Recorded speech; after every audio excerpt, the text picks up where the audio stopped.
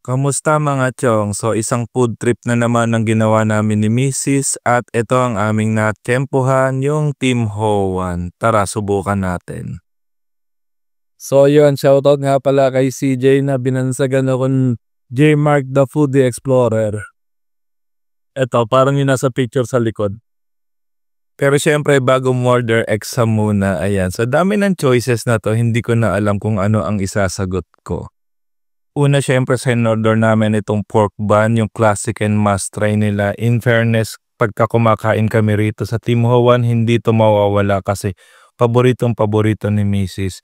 Napakalambot nung bun at sobrang chewy and sobrang sarap nung feeling. Ayan, napa-second bite ako sa sobrang sarap nito. Thumbs up.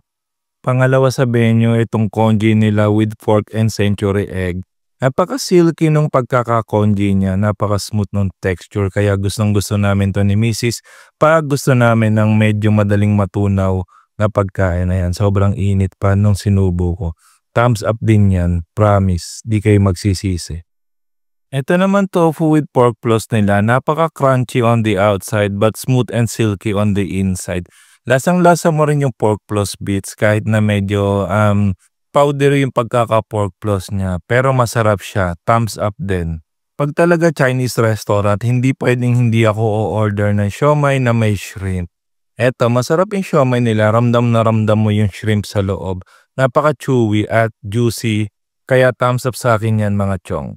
Ito namang radish cake, libre sa promo nila pag na-achieve mo yung certain amount. Kaya solid siya kasi libre. Pero in fairness naman, on its own right, masarap din naman yung radish cake nila. Isa rin sa mga paborito ni Mrs. So thumbs up din yan para sa akin, chong. Napaka-refreshing nitong lychee tea nila. Bagay na bagay kasi ang dami kong nakain. Naparami yung order ni Mrs. Kaya ayan, lalabas ako may takeout. Yun lang muna mga chong. Bye-bye!